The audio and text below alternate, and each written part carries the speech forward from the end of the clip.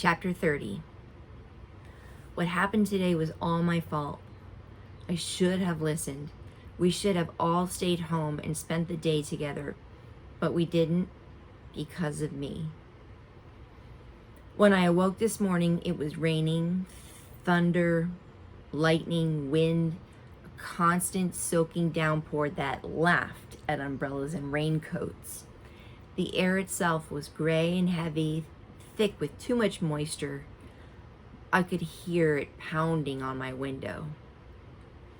Dad came into my room and sat down in our old reading chair. He held his wrist carefully. Mom had put his arm in a sling. "Messy out there today," he said. I nodded. "Your team got beat in one of the late rounds in DC last night," he told me. They got 9th place. A little itty bitty trophy. But they weren't my team anymore. I tried to pretend like I didn't care. I blinked real hard and faced the wall. "I wish I could fix this for you, Melody," Dad said quietly as he headed out of my room. That made the tears fall for real. At first, I didn't want to go to school. I'd been excused because I was supposed to be in Washington, and if I went in, I'd have to sit all day in room H5 with Willie and Maria and Freddie. It seemed pointless. But as I thought about it, I changed my mind. I felt the sorry for myself shift to mad again. And the mad me decided that I was not going to sit home like a kicked around puppy. I was going to show up and let everybody know they didn't beat me. Mom leaned on my door just then and said, "You want to stay home today? No one will blame you." I shook my head forcefully. No, no, no. I kicked the covers off my feet. She sighed, Okay.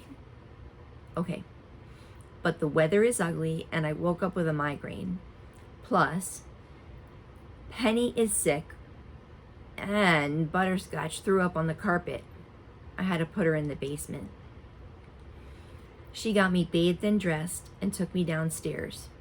Usually Dad carries me up and down the steps, but with his arm out of commission, Mom just grunted, lifted me, and did it herself. She eased me into my manual chair.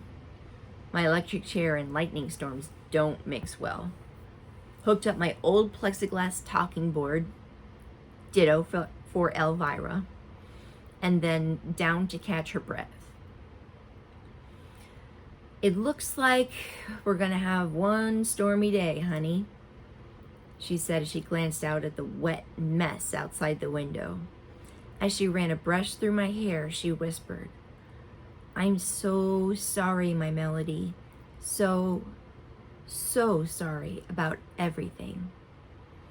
I reached up and touched her hand. The rain continued to fall. She fixed me breakfast, scrambled eggs and cream of wheat, and fed me, one spoonful at a time. She kept placing her palm against her forehead. She was unusually quiet. I wondered if she was thinking about how many times she had fed me, how many more times she'd have to do it. Wearing a floppy yellow hat and yellow duck-footed sleepers, Penny wandered into the kitchen, coughing and sneezing. Mom stopped feeding me, found a Kleenex, wiped Penny's nose. She hated that, of course, so she screamed like she was being tortured by enemy spies. Normally, Mom makes a game of it and wipes Doodle's nose as well to make Penny tolerate it better, but I guess she just didn't feel up to it this time. Then the phone rang. Mom answered, a spoon in one hand, the dirty Kleenex in the other. "Hello." "You what? You need me to come in?" "But I'm off today. I'm supposed to be in Washington." She paused. Long story. I cringed. Penny continued to howl. She ought to put Penny in the basement with the dog, I thought, frowning. Butterscotch scratched furiously at the basement door. Penny, please, Mom cried out, cupping her hand over the phone. I can't hear. Penny quieted a little, but only because she had squatted down on the floor and put both hands in Butterscotch's water bowl, sloshing water all over the floor. Mom listened for a minute, then said into the phone, how bad is the accident? Lots of injuries? Okay, I understand. I'll be there, but I have to wait until I get my daughter on the school bus. She hung up the phone and sighed, squeezing the tissue into her fist. I've got to go into the hospital, Chuck, she called out to Dad. Big pile up on the freeway. Are you dressed and ready? Dad came downstairs, still in his pajamas. I'm not going in today, he announced. You almost never take a day off, Mom said, a surprised frown on her face.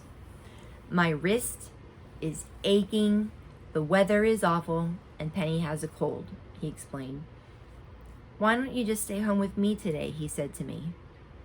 But no, I kicked and shrieked and insisted on going to school.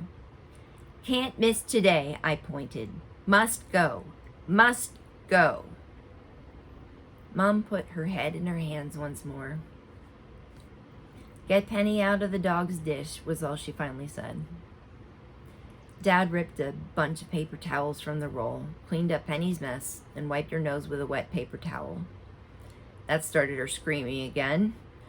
Her screech became a shriek. That's when she reached up and knocked over the cup of orange juice on my tray. My clean blouse was a soppy mess. She did that on purpose, I thought angrily.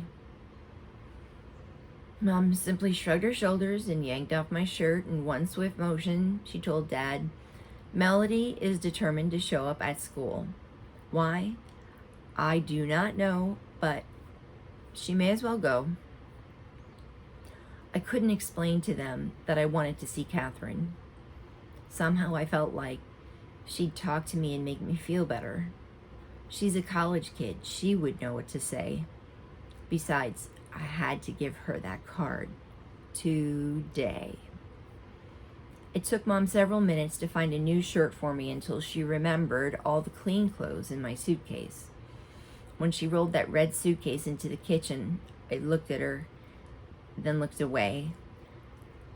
I refused to cry anymore. For some reason, the bus came early that morning. I'd just gotten my clean shirt on, my book bag still needed to be packed with my lunch and Catherine's card, and I had to go to the bathroom.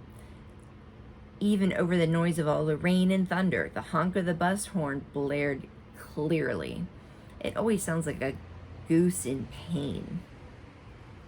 I heard Dad open the front door to wave the driver on. He yelled, "Don't wait, Gus. She's not ready." The driver, a sandy-haired guy who's been on this route for a couple of years, beeped once more, then rumbled on. Gus is really cool and often waits a few minutes as parents hustle to get their children out of the houses. It just takes us longer sometimes to get it together in the morning. Melody, baby, why don't you just stay home with Dad and Penny today, please? Mom asked as she lifted me off the toilet. It's such an icky day. I kicked and cried out again, shaking my head. No, no, no. I didn't know why it was so important, but I knew I had to show up. Maybe I wanted to let everybody know what the team had done to me. I wasn't really sure. I only knew I had to go to school. Mom sighed and pulled up my jeans. When I got back in my chair, I pointed to thanks and Mom. She just shook her head and stuffed my lunch into my book bag. The rain didn't seem to be letting up, so Mom took a deep breath and started the process of loading me into the car. When I ride the bus, I simply roll down our ramp down the driveway onto the bus lift and into a specially designed area of the bus that straps my chair into place. But when I ride in the car, it involves a whole process of taking apart and putting together me, my chair, my stuff. Even with my manual chair, it's a pain. And Dad was no help. With his arm in a sling, he shrugged and tried to look like he was sorry he couldn't come out and lend Mom a hand. I think he was enjoying it a little, and that made Mom even more upset. The rain and wind, if anything, had gotten worse. Mom had draped a huge plastic raincoat over me and my chair, and another one over herself. But in seconds, the hoods had blown off and our heads were soaked. We headed slowly down the wheelchair ramp, the wind whipping up at us and the rain attacking us from all sides. I thought it was exciting. I'd never seen the sky so dark at 8 in the morning. The thunder and wind made it feel like a scene out of a really good movie. My hair is short and curly, and I think it looks sort of cute when it's wet. Good thing. Mom hates it when her hair gets wet. It gets stringy and limp. I gotta admit, Mom with wet hair should hide in a closet. She opened the car door on the passenger side and the wind blew it shut. She did it again, this time using me and my chair as a doorstop. The front seat of the car, of course, was getting soaked. She lifted me onto the seat, strapped me in, and began the process of collapsing my chair. Fortunately, most of it is plastic and leather and metal, but I knew it would stay damp all day, even if somebody wiped it off real good when I got to school. Mom placed my chair along with my old communication board into the back of the SUV. When she shut the trunk, she slammed it hard. The rain continued to fall. By the time she scooted into the driver's seat, she was a dripping mess and in a terrible mood. I wish I could go back to bed, she said grumpily as she put the key into the ignition. My head is killing me. Why did I agree to go to work? I'm supposed to be off today with you in Washington. She sighed heavily. I kicked my legs in response, but only a little. I didn't want to upset her even more. That's when I glanced down and noticed she'd forgotten my book bag. Catherine's card. I reached over, grabbed Mom's arm, and pointed to my feet. What? She said, irritation in her voice. I kicked, I pointed, I grunted, then I pointed to the house. Dad, who had changed into thick gray sweats, was standing there at the front door grinning, my denim book bag in his right hand. I could see Penny, still in her little yellow duck pajamas, and now a little yellow rain hat, standing beside him. She had Doodle and Mom's red umbrella in her hands. Lightning crackled. Thunder followed. The rain poured. I watched Mom's hand tighten on the steering wheel. She made a noise that sounded like something I would say, almost a growl. Urgh.